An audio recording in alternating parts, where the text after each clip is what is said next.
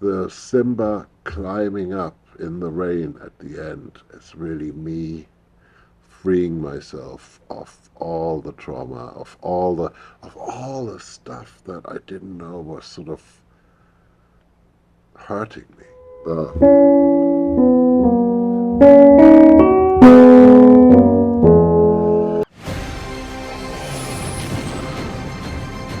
Olympic mountain. Where we're going, we don't need roads. Mr. Zimmer, this is the honor of a lifetime. It is good to see you again, sir. I appreciate you Very taking good the to see you. time. Right. Oh, absolutely. Ask me anything. I'm going to start out with a big question, which is, I guess, just where do you even begin? When you're told we need pirate music, I wouldn't even know what pirate music sounds like. But then I hear he's a pirate, and I think, of course, that's what pirate music sounds like. When you're given an impossible assignment like that, what is step number one? Where do you even start? Uh, Look, I thought actually, look, let me be very honest. I was working with Gore Verbinski, the director of Pirates, on another movie. I was working with him on The Ring, and I said, "What are you going to do next?" He goes, "I'm going to do a pirate movie." I'm going, not from the ride, the Disney ride. He goes, "Yeah." I'm going, "That's a terrible idea. That's like the worst idea I've ever heard." And so, like, the following week, I'm going, "How's the pirate movie going?" "Well, I'm meeting Miss Jerry Bruckheimer." Okay. "How's the pirate movie going?" "Well, I got Johnny Depp." So this is also going on with me being snarky. And then, of course, he hires a different composer because I am actually already on another movie called The Last Samurai, and I promised them left, right, and center that I will not go and moonlight. And then I get a phone call from Gore, and he's in a bit of trouble, and he's a friend, and it's Sunday. And to cut this story short, he shows me the movie, and I think the movie is absolutely brilliant, and I eat my words of ever having doubted him. I just didn't have that vision. But the one thing I see is that his pirates are rock and rollers. I mean, that's really what they are. So I just went, I'm just going to go orchestral rock and roll, whatever that is. And the the majority of the themes were written because I know because it's marked like that. You can even find it on the internet. It's sort of hilarious. It's from 7:30 till 4:30 a.m. Right, um, and it starts off with sort of hunting for the themes that's a bit crap, and then, then comes the first theme, and it's good, and now I'm like burning, and so here comes another idea, and here comes another idea, and ooh, now the fingers are starting to slow down, and there's a tune, but it's really badly played, and then like the drums stop in the middle of a phrase, and I still got ideas, so I'm still trying to bash these ideas down, but I'm so tired. So the next day I just came in with, you know it used to be a CD that we burned, and then played Gore and Jerry Bruckheimer the the crazy mess I made the night before, and it was like, yeah, go.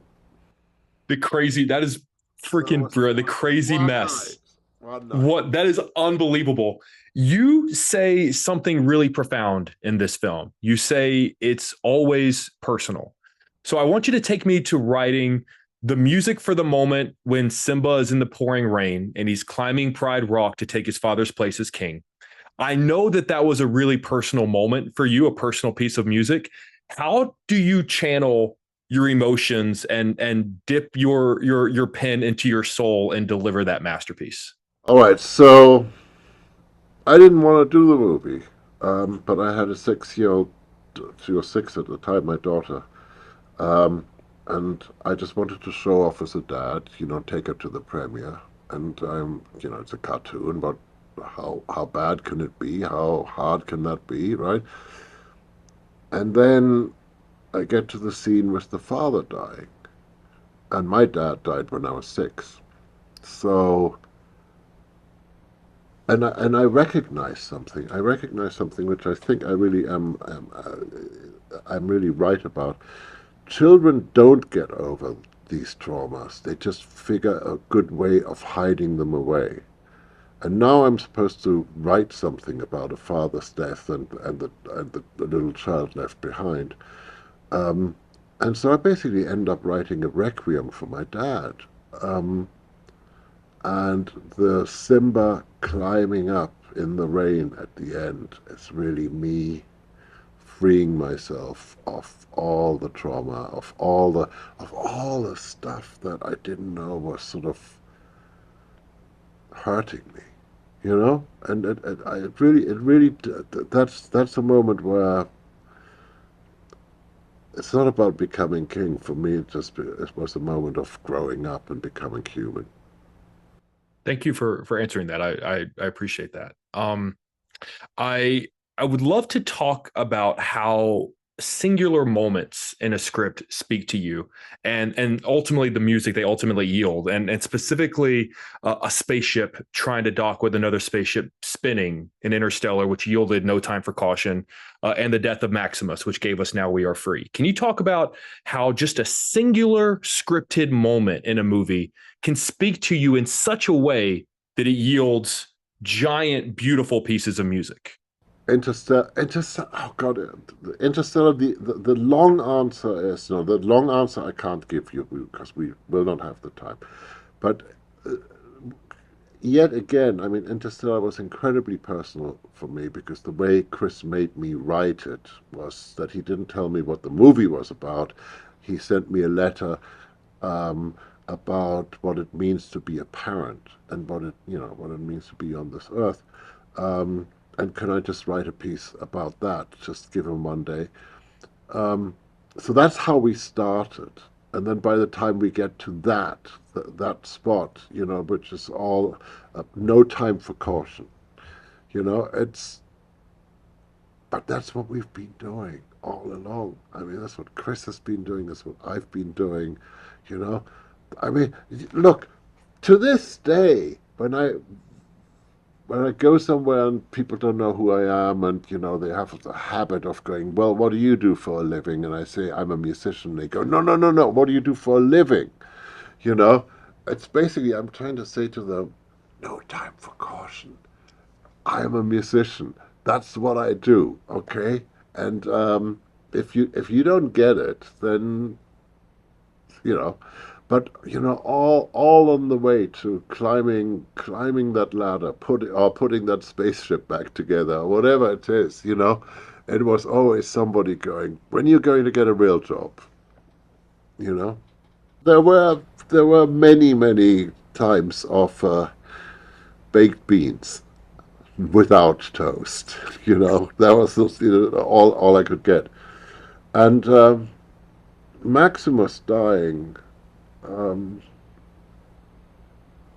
you know if one were to be very candid and let you know that there wasn't much of a script and a lot of it was made up on the spot, um, that was pretty much made up on the spot.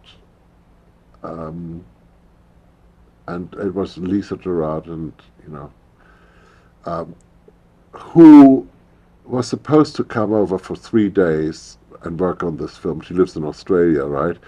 And she stayed for 3 months, and we are still friends. I mean, she's in my movie, right?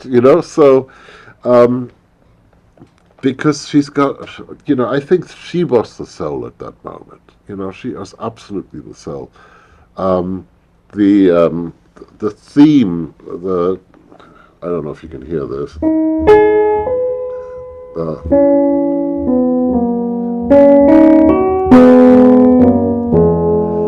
I mean, weirdly, I knew exactly what I wanted it to be, but it took me forever until actually Ridley was going, just go with what you have. We're running out of time. We're running out of time. I'm going, no, no, no. I have to finish this tune.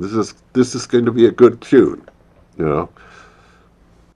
That was one of the greatest moments of my life. They're going to pull me out of here, but I wanted to squeeze in really quickly. You can't tell behind me. I actually live on Wacker Drive in Chicago. And so the amount of times that I've driven on Lower Wacker and I listen to your music because it sets the tone of the entire city. I want to talk about characters that bring with them legacy and characters that we're already familiar with, maybe already know music. So when you take on someone like Batman or someone like Superman, you're being given a chance to make these characters your own in the same way that Danny Elfman and John Williams did years before. What did you see in those characters that gave us Molossus and gave us Flight? Well, look. Let me talk about the Superman character because the amazing, brilliant theme that John Williams wrote. Which was the last notes going Superman. I mean, it's like, you know, he really does it.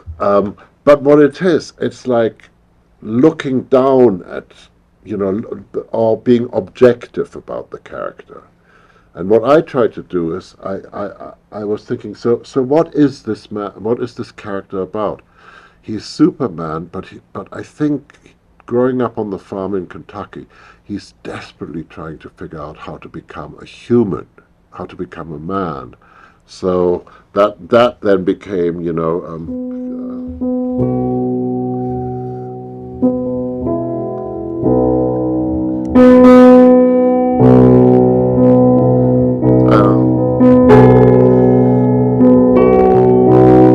it's so simple and played on a really shitty little piano. The piano in the movie, right? I don't have a big grand piano. I don't have a big Ponzi grand piano up on the stage. Hey, I'm like Mr. Wonderful with the big expensive piano.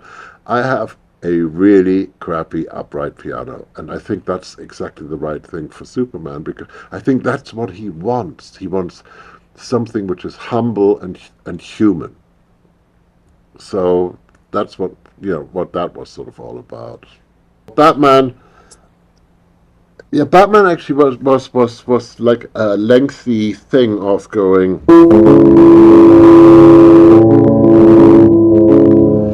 And the idea was, and it's not dissimilar to what I experienced as a kid and what is in Lion King, this idea of being stuck. You know, Arrested Development. When his parents get shot, it's like, because this. It's only at the end of the movie I go to. Right? Only twice in the movie do I let that happen. And it was sort of really important to me that he didn't have. Okay. Truth shall be told. So that was Chris's first sort of big budget movie, right? So he liked what I was doing, but he felt if the executives at Warner Brothers were going to come in and they heard that, they were just going to freak out. So I wrote a big heroic tune. I mean, we had it on the music stands of the orchestra. So when the suits came, we were going to go and play that tune.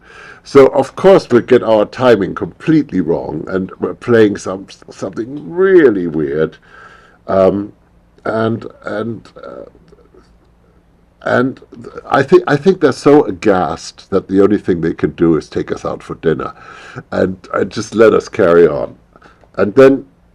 On the Dark Knight, Chris said, what about that tune? I mean, don't you want to use that for Batman? I'm going, no, I don't think so. And Chris is really sort of badgering me about it.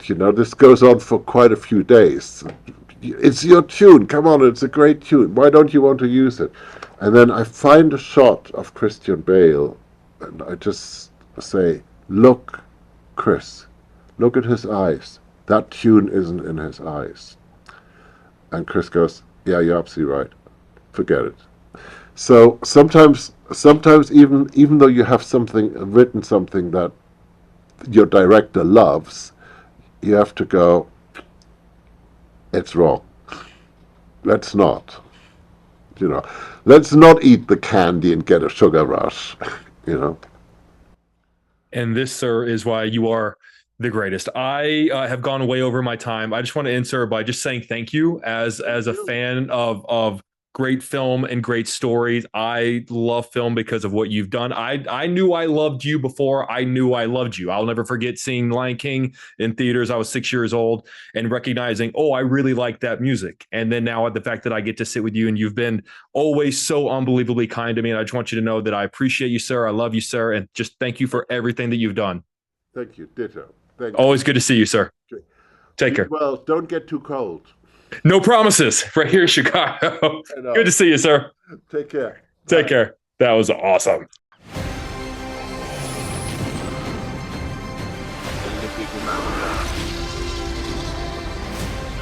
Where we're going, we don't need roads.